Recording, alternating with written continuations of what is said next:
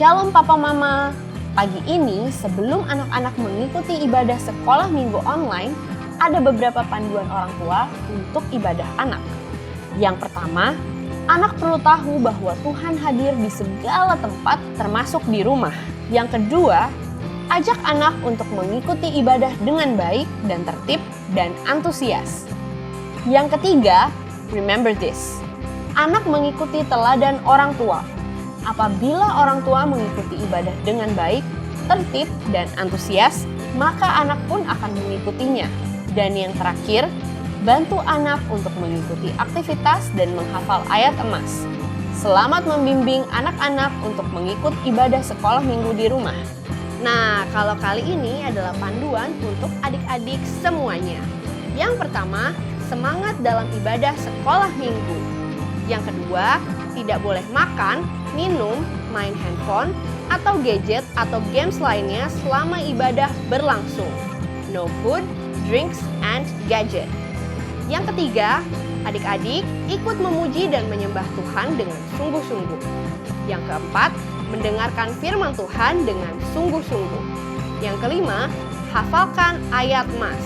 Dan yang keenam, sama-sama membuat aktivitas. Selamat beribadah adik-adik semua.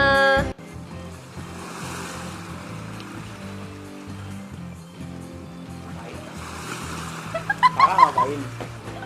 Hah? Kita mau mulai KDSMD. Kakak mau ngapain? Kita bukannya Mau ngapain? kita bukannya hari ini mau ke pantai. Bukan, Kak. Kita mau melayani Tuhan. Raja, Iya. segala raja, Kakak. Tapi kita hari ini mau ke pantai. Kita mau naik kapal, Kak. Kakak lupa. Oh iya, benar-benar kita mau naik kapal. Iya. Terus di mana kapalnya, Kak? Di situ. Yuk kita di situ. Wah. Iya. Ya. Situ ya sekarang. Oke, Kak. 1, 2, 3. Yeay! Shalom adik-adik. Shalom. Kembali lagi bersama kita berdua nih di ibadah online sekolah minggu DSMD 2 DKI Jakarta. Kak, Yeay, sekarang apa? kita lagi di mana nih, Kak? Kita sekarang lagi naik kapal. Naik kapal. Ayo, Kak. Sekarang waktunya kita belajar sambil memuji Tuhan. Yeay. Ayo, Kak. Kok miring ya, Kak? Begini. Waduh. Hati-hati. Ah. Kapalku miring, hampir tenggelam. Ombak yang sangat besar goyang kapalku. Kapalku miring, apa dayaku? Lalu ku panggil Yesus jadi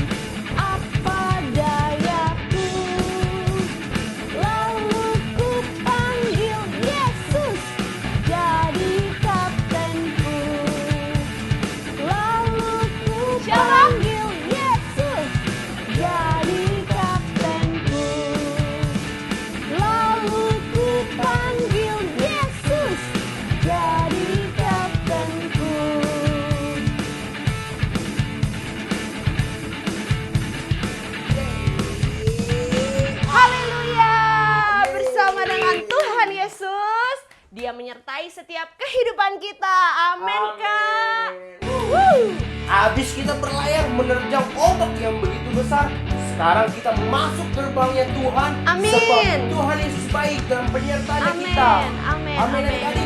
Yes. Sekarang kita lebih semangat lagi dalam memuji dan menyembah Tuhan. Katakan masuk gerbangnya.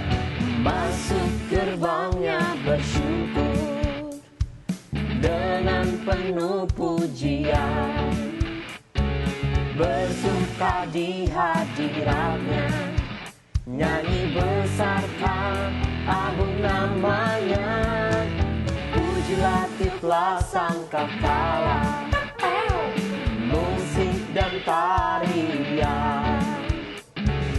Semua makhluk di bumi di surga dengan senang hati naikkan pujian, sebab Tuhan baik, sebab Tuhan baik, sebab Tuhan baik, anugerahnya kekal selamanya.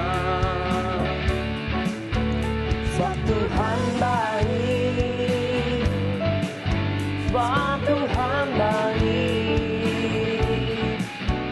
sebab Tuhan baik, anugerahnya kekal selamanya. Yes, betul banget. Amin. Sebab Tuhan baik.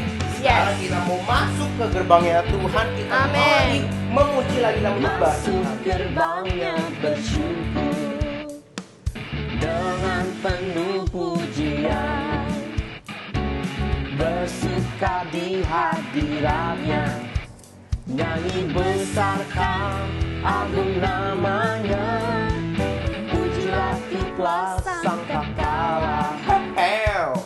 musik dan tarian. Semua makhluk di bumi di surga dengan senang hati naikkan pujian, sebab Tuhan baik, sebab Tuhan baik, sebab Tuhan baik, anugerahnya kekal selamanya. Nggak kelihatan jempolnya adik-adik. Angkat tangannya. Sebab Tuhan baik, sebab Tuhan baik, sebab Tuhan baik, anugerahnya kekal selamanya. Lagi-lagi angkat tanganmu lagi. Sebab Tuhan baik, sebab Tuhan baik,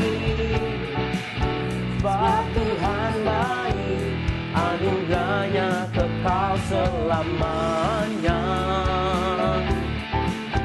Sebab Tuhan baik, sebab Tuhan baik, sebab Tuhan baik, anugerahnya kekal selamanya. Kali ini adik-adik semua yang di rumah katakan sendiri.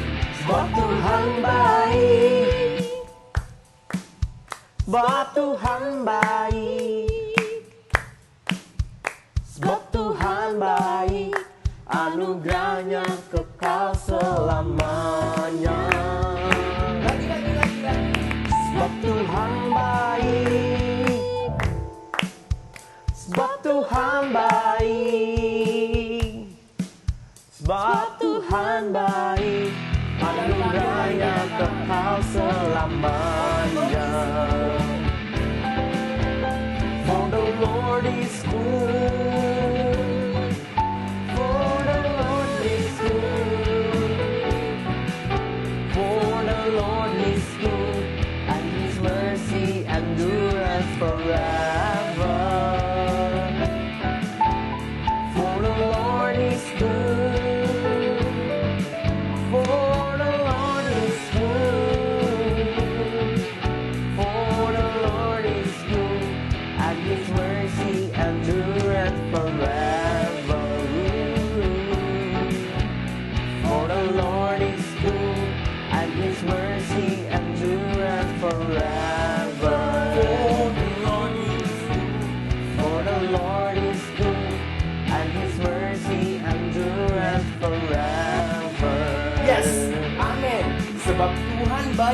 penyertaan Tuhan selalu ada buat kita. Adik-adik yang percaya semua, kita katakan yes.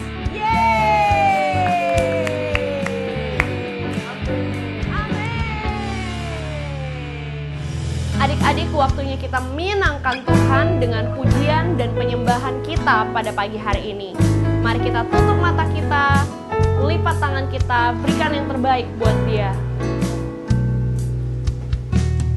Tuhan, ku mau menyenangkan-Mu. Tuhan, bentuklah hati ini jadi bejana untuk hormat-Mu, cemerlang bagai emas murni.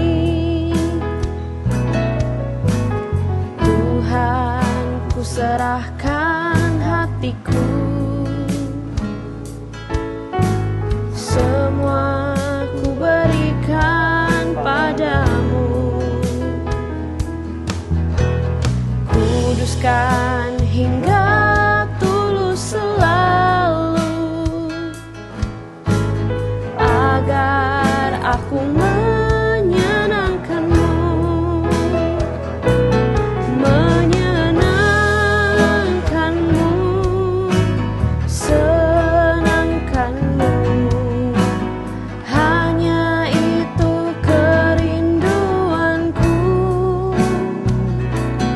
Menyenangkan-Mu, senangkan hatimu, hanya itu kerinduanku.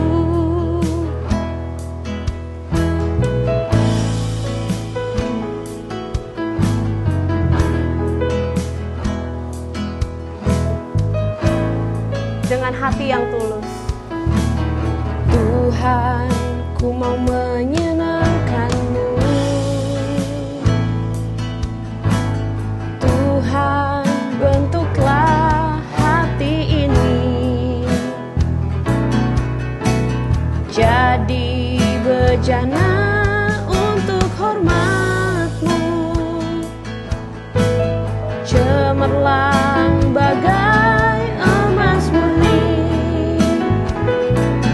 Menyenangkan-Mu, senangkan-Mu, hanya itu kerinduanku. Menyenangkan-Mu, senangkan hatimu, hanya itu kerinduanku. Menyenangkan-Mu, senangkan-Mu, hanya itu kerinduanku. Menyenangkan-Mu, senangkan hatimu, hanya itu kerinduanku. Hanya itu kerinduanku. Hanya itu kerinduanku.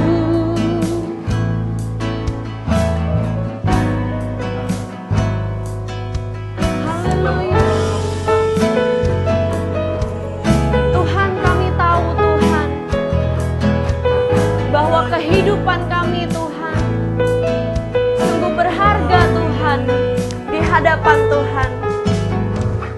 Kami mau bersyukur Tuhan lewat setiap apa yang sudah Tuhan berikan dalam kehidupan kami.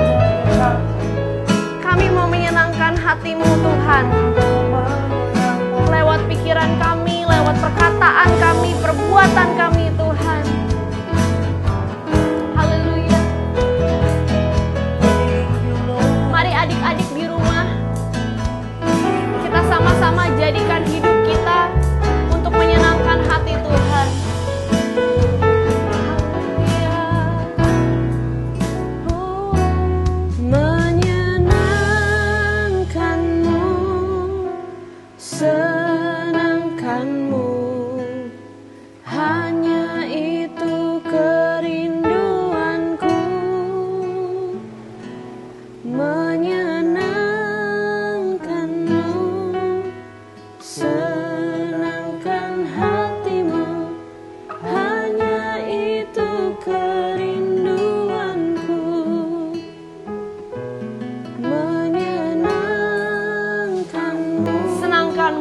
Tuhan. Senangkanmu, hanya itu kerinduanku. Mari katakan adik-adik. Menyenangkanmu, senangkan hatimu, hanya itu kerinduanku. Menyenangkanmu, senangkanmu, hanya itu kerinduanku. Menyenangkanmu, senangkan hatimu, hanya itu kerinduanku. Hanya itu kerinduanku. Hanya itu kerinduanku.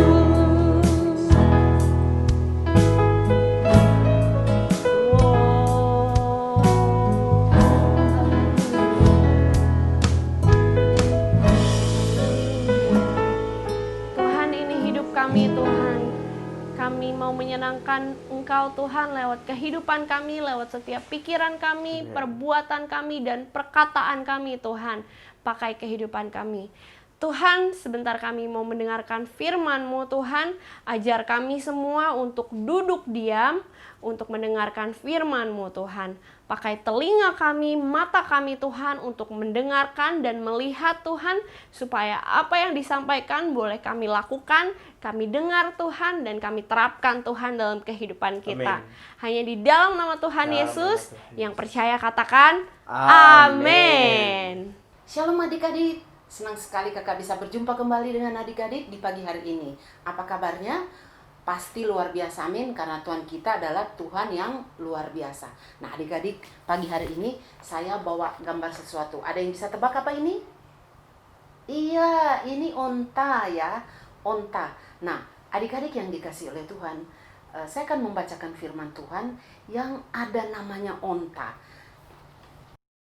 Dalam Matius pasal yang ke-19 ayat yang ke-24, dia berkata seperti ini. Sekali lagi aku berkata kepadamu, lebih mudah seekor unta masuk melalui lubang jarum daripada seorang kaya masuk ke dalam kerajaan Allah. Wah, ini apa maksudnya ya? Lebih mudah seekor unta masuk melalui lubang jarum dan daripada seorang kaya masuk ke dalam kerajaan Allah. Adik-adik yang dikasih oleh Tuhan, kita akan belajar di zaman Tuhan Yesus, unta itu untuk apa? Unta adalah alat transportasi di zaman Tuhan Yesus. Unta adalah apa adik-adik? Iya, alat transportasi di zaman Tuhan Yesus. Zaman dulu itu belum ada mobil, belum ada pesawat, adanya unta. Jadi unta adalah alat transportasi untuk mengangkut barang-barang dari kota ke kota atau mengangkut orang dari kota ke kota. Adik-adik yang dikasih oleh Tuhan, unta adalah alat transportasi untuk mengangkut barang-barang dari kota ke kota. Nah, kalau begitu apa maksudnya dengan lubang jarum tadi? Kita baca di dalam firman Tuhan. Apakah lebih mudah unta masuk melalui lubang jarum itu seperti ini? Bukan adik-adik, bukan seperti ini. Mari kita akan lihat ya, cerita sebagai berikut. Adik-adik yang dikasih oleh Tuhan, kalau ada saudagar atau bisnismen zaman now bahasanya melakukan perjalanan dari kota menuju kota Yerusalem. Kalau bisnismen atau saudagar-saudagar kaya melakukan perjalanan dari satu kota ke kota Yerusalem, dan apabila mereka tiba di kota Yerusalem sudah terlalu larut malam, nah mereka tiba di sana, pintunya sudah tertutup karena kota Yerusalem dibangun dengan benteng yang kuat, dan di kota Yerusalem mereka punya pintu gerbang. Jadi di siang hari orang-orang masuk keluar melalui pintu gerbang yang sudah dibangun.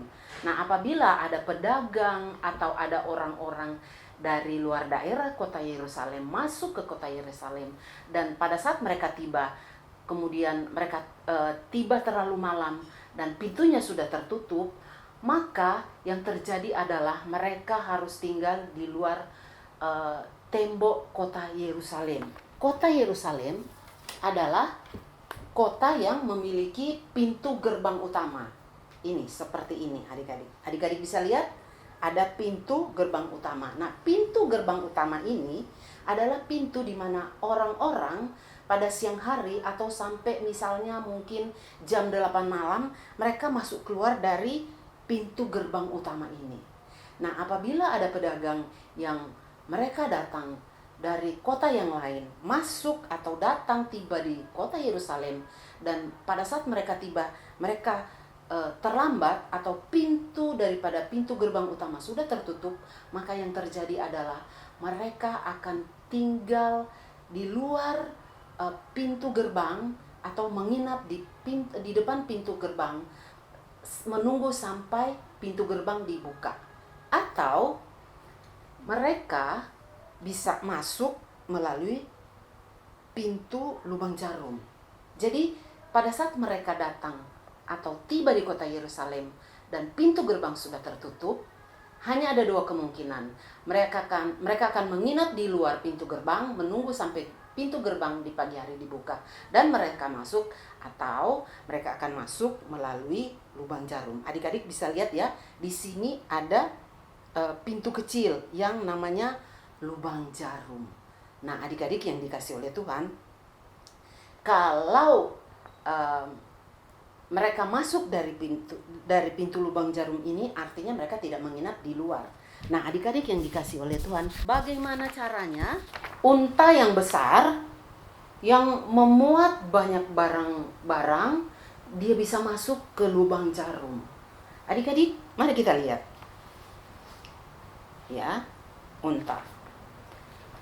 Untuk masuk ke lubang jarum, dia harus menundukkan badannya. Nah, kalau kalian lihat ini, untanya dia tidak menundukkan atau dia tidak tunduk atau dia tidak duduk. Makanya dia bisa masuk nggak kira-kira kalau adik-adik lihat? Nggak bisa ya. Nah, kakak yang di depan saya juga bilang nggak bisa. Nah, adik-adik, lalu bagaimana caranya? Nah, coba perhatiin. Ini tuannya, dia mengajarkan kepada unta itu. Barangkali kalau kamu masuk seperti saya, masuk pantat dulu yang masuk. Ini lucu ya jadinya. Pantat dulu yang masuk, barangkali bisa kali. Nah, diajarin dia sama tuannya. Nah, kemudian ontanya mencoba masuk melalui pantat. Dia masuk, dia memaksakan dirinya untuk masuk dari pintu lubang jarum ini. Tetapi dia nggak bisa. Perhatikan, bisa nggak? Nggak bisa, karena ontanya tinggi besar dan dia memiliki muatan yang banyak. Lalu bagaimana caranya ya dia bisa masuk? Nah, adik-adik yang dikasih oleh Tuhan, nih, lihat nih. Dia berusaha sekuat tenaga tapi tetap nggak bisa masuk. Kemudian tuannya, dia berpikir, wah, mungkin kalau saya lepasin barang-barang yang kamu bawa itu di atas pundak kamu itu, barangkali kamu bisa masuk. Kemudian tuannya melepaskan semua barang-barang yang di atas punuk daripada unta itu, dilepaskan. Nah, kemudian dia coba masuk. Ya, perhatikan. Dia coba masuk setelah sudah dilepaskan semua barang-barangnya, dia coba masuk. Coba perhatikan. Pada saat dia coba masuk, memasakkan dirinya, dia masuk terus, dia masuk. Perhatikan adik-adik, dia masuk. Ya, dia masuk lagi. Dan yang terjadi adalah pada saat dia coba dan yang terjadi adalah dia bisa melewati pintu lubang jarum itu. Nah, setelah dia bisa melewatinya setelah dia bisa melewatinya, ini tuannya senang banget karena dia sudah bisa melewati lubang jarum itu. Nah, adik-adik yang dikasih oleh Tuhan, pertanyaannya adalah waktu kalian lihat tadi, dia bisa lewat daripada lubang jarum itu. Kenapa? Karena semua muatan yang ada di pundaknya diturunin dan dia sendiri duduk, ya. Kalau kita lihat di sini gambarnya, dia duduk sambil dia masuk ke lubang jarum. Dan yang terjadi adalah dia bisa masuk dan keluar dari lubang jarum. Kemudian tuannya seneng apa enggak? Seneng banget, dia bilang hore. Unta saya bisa melewati lubang jarum. Nah, jadi dia bisa melewati lubang jarum itu. Kenapa? Karena dia mau melepaskan setiap muatan yang ada di pundaknya dan dia mau duduk sambil berjalan, baru dia bisa melewati lubang jarum. Nah, adik-adik yang dikasih oleh Tuhan, kalau mereka telat sampai, kalau pintu gerbang utama sudah tertutup, maka mereka akan lewat di lubang jarum atau mereka akan menginap di luar, tetapi dengan risiko ada perampok-perampok yang bisa menyerang mereka, merampas semua harta kekayaan dan bisa-bisa membunuh orang-orang ini, pedagang-pedagang ini kalau mereka tinggal di luar. Jadi pilihannya adalah kalau mereka tiba terlambat, mereka akan masuk melalui lubang jarum. Nah, adik-adik yang dikasih oleh Tuhan, dalam kehidupan kita pun mengalami hal-hal seperti saat ini. Kita mengalami lubang jarum COVID-19, tapi kita harus tetap melewatinya. Caranya gimana? Kita harus taat seperti tadi si onta waktu dia diajarkan untuk masuk melalui lubang jarum dengan cara melepaskan semua barang-barang yang ada di pundaknya, dia taat dan tunduk. Dan pada akhirnya dia bisa melewatinya.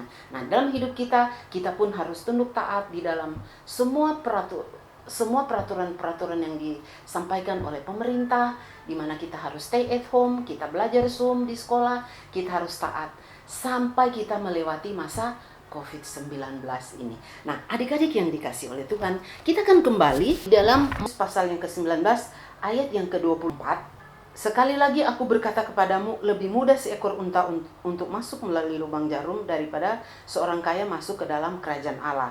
Nah, adik-adik yang dikasih oleh Tuhan, pada saat Tuhan mengatakan hal ini kepada murid-muridnya berkata apa? Di dalam ayat ke-25 dikatakan seperti ini. Ketika murid-murid mendengar itu, sangat gemparlah mereka dan berkata, jika demikian, siapakah yang dapat diselamatkan?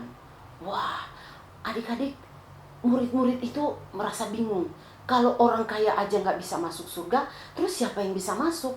Kenapa mereka berpikir seperti itu, adik-adik? Karena mereka berpikir orang kaya pasti adalah orang yang nomor satu bisa masuk dalam kerajaan surga. Tetapi sebetulnya bukan demikian. Kerajaan surga itu bukan seperti itu. Artinya masuk dalam kerajaan surga bukan karena kita kaya, masuk dalam kerajaan surga bukan juga karena kita miskin terus kita bisa masuk kerajaan surga, atau masuk dalam kerajaan surga itu bukan karena kita sekolah tinggi, atau masuk dalam kerajaan surga itu bukan karena kita punya jabatan, tapi masuk dalam kerajaan surga itu karena anugerah Tuhan. Amin, adik-adik. Jadi masuk dalam kerajaan surga itu adalah karena anugerah daripada Tuhan Yesus Kristus. Kenapa, adik-adik? Karena pada saat kita mau masuk dalam kerajaan surga, kita bukan hanya susah, tetapi kita tidak bisa masuk. Kenapa? Karena ada dosa yang menghalangi kita untuk masuk ke dalam kerajaan surga.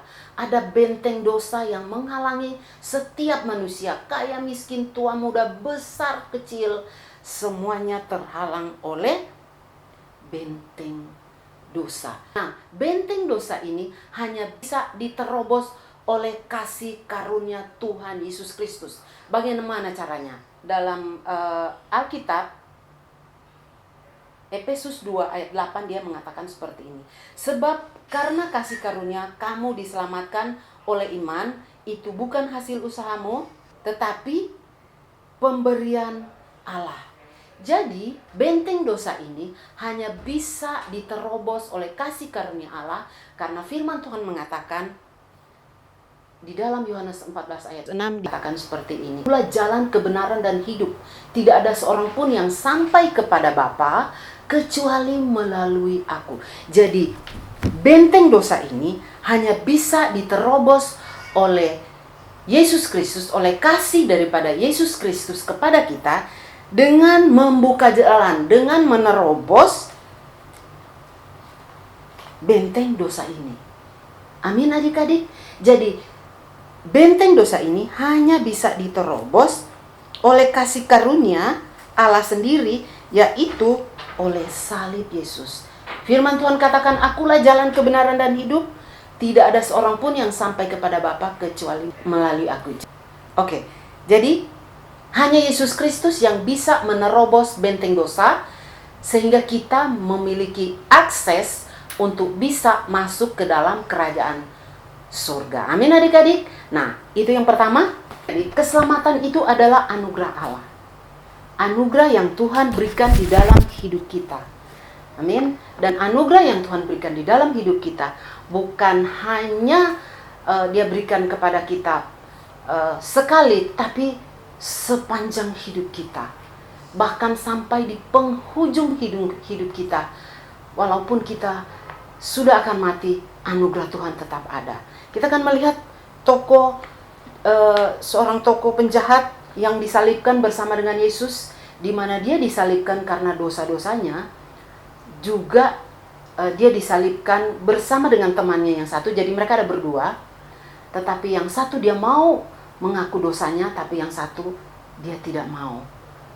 Adik-adik yang dikasih oleh Tuhan, di dalam hidup kita, kalau kita mau mengakui dosa kita, maka pastinya Tuhan akan memberikan keselamatan kepada kita. Penjahat yang di sebelah kanan daripada Yesus Kristus, dia mau mengakui dosanya. Dia mengatakan, tadi kita sudah baca, bahwa dia mengatakan, kita memang selayaknya dihukum sebab kita menerima balasan yang setimpal dengan perbuatan kita.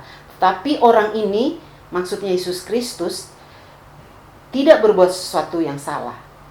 Lalu orang ini berkata, ia berkata, Yesus, ingatlah akan aku apabila engkau datang sebagai raja.